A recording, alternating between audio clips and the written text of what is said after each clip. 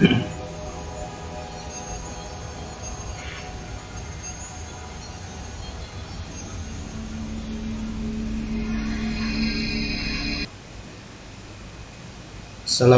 warahmatullahi wabarakatuh.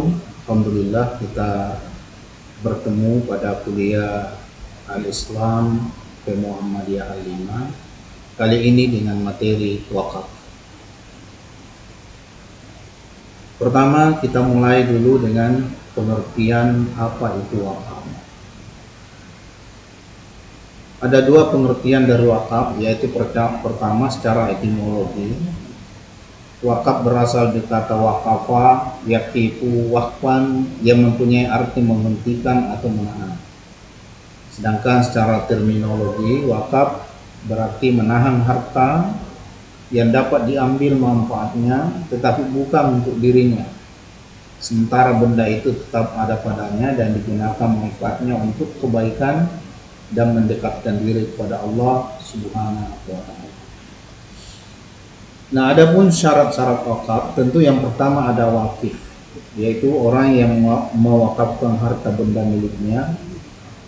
Wakif ini antara lain bisa perseorangan, ya, organisasi, dan badan hukum. Syarat untuk perseorangan yaitu dewasa, berakal sehat, dan juga tidak terhalang melakukan perbuatan hukum, dan pemilik sah harta benda wakaf. Syarat yang kedua adalah nazir. Orang yang diserahi tugas pemeliharaan dan pengurusan benda wakaf. Nazir ini meliputi perseorangan, ya, bisa organisasi dan bisa juga badan hukum. Adapun syarat nazir untuk perorangan, tentu dia warga Indonesia, beragama Islam, dewasa, amanah, mampu secara jasmani dan rohani, kemudian dia tidak terhalang dalam melakukan perbuatan hukum. Sedangkan syarat nazir bagi organisasi, ya, tentu ada dua. Yang pertama, pengurus organisasi yang bersangkutan itu dapat memenuhi persyaratan nazir perseorangan. Yang kedua, organisasi itu bergerak dalam bidang sosial, kemasyarakatan, pendidikan, dan keagamaan. Nah, inilah yang menjadi syarat nazir bagi organisasi penerima wakaf. Nah, kemudian ada syarat nazir berbadan hukum. Pertama, pengurus badan hukum yang bersangkutan itu dapat memenuhi nazir perorangan. Yang kedua, badan hukum Indonesia yang dibentuk berdasarkan pada peraturan perundang-undangan yang berlaku. Kemudian yang ketiga, badan hukum yang bersangkutan itu bergerak di dalam bidang sosial, pendidikan, kemasyarakatan, dan keagamaan. Selanjutnya syarat dari wakaf itu adalah ada harta benda yang diwakafkan. Harta benda yang diwakafkan ini adalah bisa benda bergerak atau tidak bergerak. Kemudian memiliki daya tahan yang tidak hanya sekali pakai atau bernilai menurut ajaran Islam. Nah, harta benda wakaf itu diwakafkan apabila dimiliki, ya, dan dikuasai oleh si pewakif secara sah. Harta benda wakaf terdiri atas benda bergerak dan benda tidak bergerak. Selanjutnya syaratnya harus ada ikrar wakaf, ya. Jadi pernyataan kehendak dari wakif untuk mewakafkan benda miliknya. Nah, ikrar wakaf ini dilaksanakan oleh wakil kepada nazir di hadapan PPAIW, yaitu pejabat pembuat akta ikrar wakaf, dengan disaksikan oleh 2 orang saksi. Nah, ikrar tersebut dinyatakan secara lisan, bisa juga dengan tulisannya, serta diuangkan dalam akta ikrar wakaf oleh PPAIW.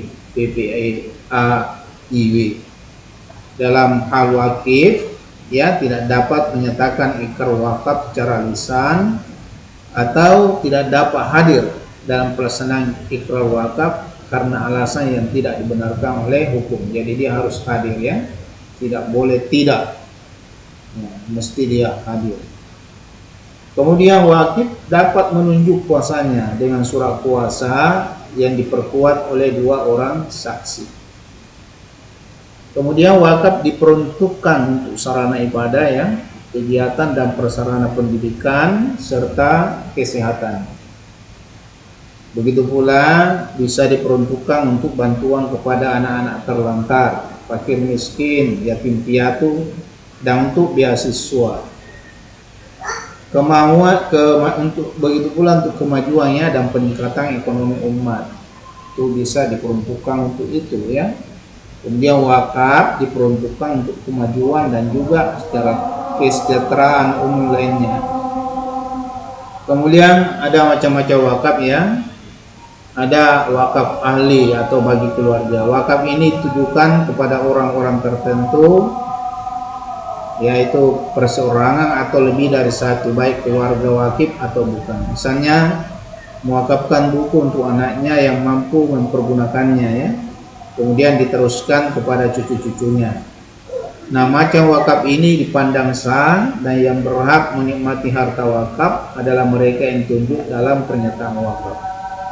Kemudian ada wakaf umumnya, yaitu wakaf yang sejak semula ditujukan untuk kepentingan umumnya, tidak dikhususkan kepada orang tertentu. Adapun tujuan wakaf ya, jadi menempatkan benda wakaf sesuai dengan fungsinya. Fungsi wakaf adalah mewujudkan suatu potensi dan manfaat ekonomis serta benda wakaf untuk kepentingan ibadah dan untuk memajukan kesejahteraan umum. Demikian apa yang saya sempat sampaikan, mudah-mudahan bermanfaat. Kemudian saya berharap kembali Anda mencatat ini, lalu kemudian nanti diupload di Classroom sebagai tugas. Demikian, mudah-mudahan bermanfaat. Mari kita tutup. Nasrum minallahi wa fathul qarib. Wassalamualaikum warahmatullahi wabarakatuh.